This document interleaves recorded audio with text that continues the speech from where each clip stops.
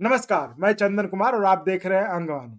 जो 2024 का चुनाव नजदीक आ रहा है, राजनीतिक गतिविधियां तेज होती जा रही हैं। कयासों का बाजार खूब गर्म होता जा रहा है। हमें आज एक अचानक घटनाक्रम में झारखंड मुक्ति मोर्चा के विधायक ने इस्तीफा दे दिया। इसको लेकर जो है चर्चे का दौर शुरू हो गया, जिसमें कहा जा रहा है कि ईडी के जो समन्स है, जिसको कि झारखंड के मुख्यमंत्री हेमंत सोरेन लगातार इग्नोर करते रहे हैं, शायद उनको इस बात का अंदेशा है कि उनको ईडी कहीं गिरफ्तार न कर ले। तो ये जो अचानक से झारखंड मुक्ति मोर्चा के एक विधायक ने इस्तीफा दिया है, वो ऐसी चर्चा वैसी बात कर रहे लोग कि वहां पे हो सकता है हेमंत सोरेन अपनी धर्मपत्नी को चुनाव लड़वाएं और उनको अगर अगर ईडी गिरफ्तार करते तो उनको मुख्यमंत्री बनाया जाए और फिर बाद में वहां से चुनाव लड़वा दिया जाए उस सीट से।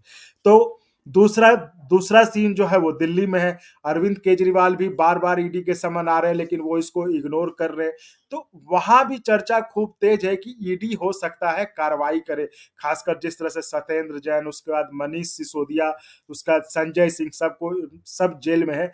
तो ये मान के चल रहे लोग, कह भी रहे कि हो सकता है अरविंद केजरीवाल की भी गिरफ्तारी करे ईडी, जिसको लेकर कि आपने भी एक कैंपेन तेज किया है, जो कि अब वो हर पार्क में, हर गली मोहल्लों में मैं भी केजरीवाल कैंपेन लेकर जा रही हैं। और बीच में आपके नेताओं ने कहा भी था कि केजरीवाल को अगर ईडी गिरफ्तार भी करती है तो केजरीवाल जेल से ही बतौर मुख्यमंत्री काम करेंगे। तो इन सब मामलों पे कि अगर अगर ऐसा कुछ होता है, अगर ईडी कोई कार्रवाई करती है, अगर दो मुख्यमंत्री या एक दोनों में से कोई मुख्यमंत्री गिरफ्तार होते हैं, जैसा कि केजरीवाल, अरविंद केजरीवाल की पार्टी ने साफ साफ कहा कि अगर ऐसा होता है तो वो जेल से ही काम करेंगे। तो ऐसी अगर कोई स्थिति उत्पन्न होती है तो हमारा कानून क्या कहता है, हमारे कानूनी प्रावधान क्या है? क्या कोई जेल के अंदर से बतौर सीएम काम कर सकता है? इसी पर चर्चा करने के लिए, इसी पर क्या कानूनी प्रावधान है, यह जानने के लिए हम सीधे जुड़ते हैं सुप्रीम कोर्ट के वकील उमेश शर्मा जी से, जिनसे हम जानेंगे कि अगर कोई व्यक्ति, अगर ऐसी स्थिति आती है कि ईडी ने गिरफ्तार कर लिया, तो क्या कोई व्यक्ति सीएम के रहते हुए क्या वो जेल के अंदर से अपना कामकाज कर सकता है? उमेश जी, स्वागत है आपका अंगवानी पर। इस पे जैसा कि हमने बताया कि जिस तरह की चर्चा है अभी कि ईडी कोई कार्रवाई कर सकती है दिल्ली और झारखंड में, और जो आज के घटनाक्रम है झारखंड के, उसके हिसाब से इस चर्चा को और बल मिल गया। और दिल्ली में तो कैंपेन चल ही रहा आप पार्टी का। इसमें आपको क्या लगता है, कानूनी प्रावधान क्या है? क्या अगर ईडी कोई कार्रवाई करती है तो क्या कोई जेल से मुख्यमंत्री, बतौर मुख्यमंत्री जो है, राज्य चला सकता है? देखिए, ये बहुत ही इंटरेस्टिंग सिचुएशन आ गई है और कानून होता ही ऐसा है कि कानून हर बार नए-नए रंग लेके आता है।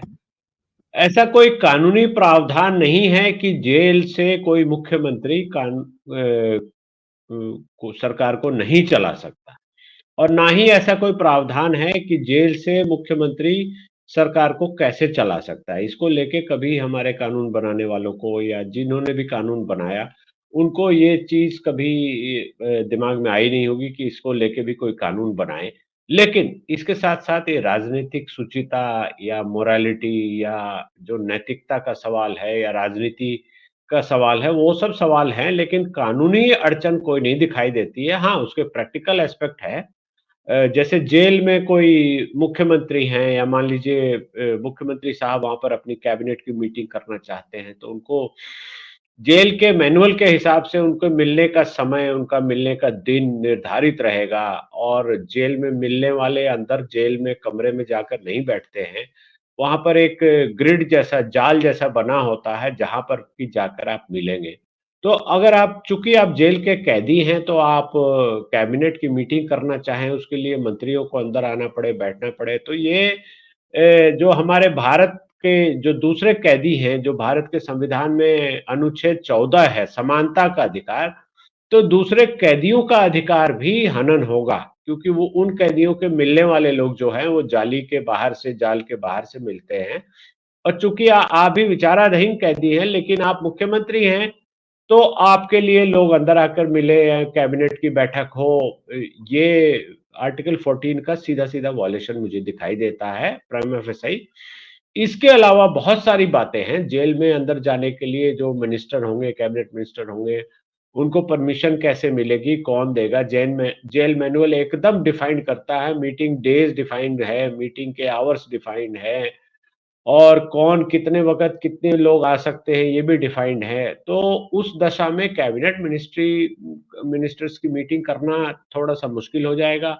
इसके साथ-साथ एक और अत्यंत महत्वपूर्ण और कानूनी सवाल है कि जेल में आप मुख्यमंत्री हैं, मान लीजिए कोई कानूनी अड़चन नहीं है, और जैसा कि केजरीवाल साहब करते रहे हैं कि हो सकता है ये पहले मुख्यमंत्री हो जो जेल में जाकर कहें कि मैं तो मुख्यमंत्री हूँ और रहूँगा और चलाऊँगा।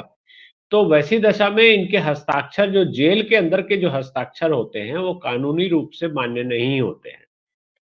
तो उस पर जब तक कि सुपरिटेंडेंट या डिप्टी सुपरिटेंडेंट या सुपरिटेंडेंट या जेलर की मोहर नहीं लगे और काउंटर सिग्नेचर नहीं हो कि इन्होंने मेरे सामने हस्ताक्षर किए, ये कानूनी प्रावधान है जेल मैनुअल के हिसाब से। अभी भी जैसे हम लोग वकालतनामा लेते हैं, पिटीशन पे साइन कराते हैं विचाराधीन कैदी से या जेल के कैदी से, तो वहां पर मोहर काउंटर साइन होकर लगती है कि मेरे सामने साइन किया और मैं इसको तकसीद करता हूँ, इसको अटेस्ट करता हूँ।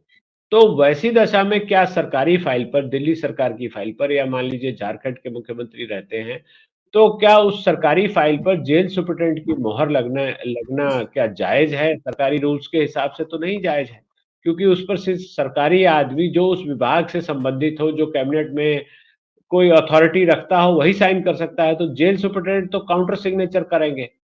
तो ये एक पेचीदा सवाल हो जाएगा। अब दिल्ली के मुख्यमंत्री जो भी बातें कर रहे हैं, लेकिन मुझे लगता है कि ये बहुत ही प्रैक्टिकली पॉसिबल नहीं हो पाएगा। बहुत सारी फाइलें जानी होती हैं, बहुत सारा कैबिनेट नोट जाएगा, कैबिनेट मीटिंग का एजेंडा जाएगा, लोग जाएँगे, पूरा अमला-जमला जाता है। कैबिनेट मीटिंग को बहुत ही हाई लेवल पर किया जाता है, तो बहुत ही हाई लेवल से देखा जाता है।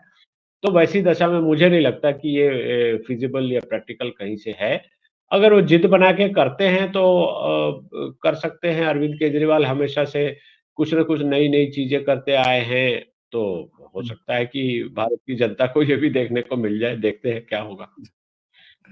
जी, जैसा कि उमेश जी ने बताया कि अगर वो जेल से भी चलाना चाहें, लेकिन जो एक मज़ेदार चीज़ जो ब बात उन्होंने बताई, जो एक नई बात बताई कि आप अगर जेल से साइन भी करते हैं, लेकिन अगर आप जेल में बंद हैं, कैदी हैं, तो आपके साइन का वैल्यू नहीं, चाहे आप सीएम ही क्यों ना हों। उसके लिए एक जेल के सुपरिटेंडेंट को उसको अटेस्ट करना पड़ेगा कि हमारे सामने, तभी वो। तो ये यहाँ पे मामला कहीं फँस सकता है, यही के बता रहे हैं ना आप उमेश जी? हाँ, ये भी तो ये इसको होता है जेल जेल में जो चेक साइन होके आता है, मान लीजिए कोई कैदी है जेल में और बैंक जी, अकाउंट है उसका, जेल में चेक साइन करना है तो वो काउंटर साइन होके आता है, उसपे मोहर लग के आती है। सुपरिटेंडेंट की, जेल मतलब प्रशासन की मोहर मत लग के आती है। तो मतलब अगर बतौर आज अगर ये चाहते हैं कि हम जेल से भी शासन चलाएँगे और ये बतौर मुख्यमंत्री ये कैद में रहते हैं, तो ये वहाँ से साइन करेंगे, तो इनके साइन को वैलिड नहीं माना जाएगा जब तक कि उसको अटेस्ट जेल का सुपरिटेंडेंट नहीं करता है। तो ये बड़ा एक ट्रिकी सिचुएशन होगा, जैसा कि उमेश जी ने बताया। तो फिलहाल ये सब तो अभी कयासों का मतलब दौर है, लोग इस तरह की बातें कर रहे हैं। लेकिन मतलब इस तरह के हालात अगर होते हैं, तो क्या कानूनी स्थिति अड़चनें आ सकती हैं, क्या कहते हैं, उस बात को एक्सप्लोर करने की कोशिश हमने की सुप्रीम कोर्ट के वकील उमेश शर्मा जी के साथ। बहुत-बहुत धन्यवाद उमेश जी, इस चर्चा में शामिल होने के लिए।